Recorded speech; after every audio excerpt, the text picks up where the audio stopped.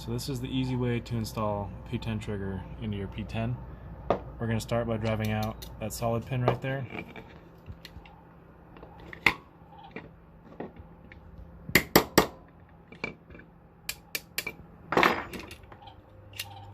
Set that aside.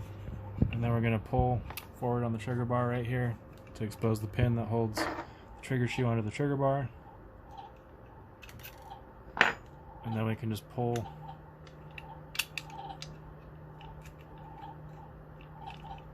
our trigger right out of the trigger guard, and then installation is the reverse of that. Just go ahead and get your trigger in there, maybe.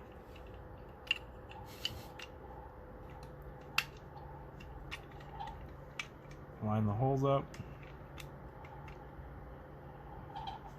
take your solid pin, get her in there, and then you can get the trigger in there. Line up the hole up here for your solid pin. That's it.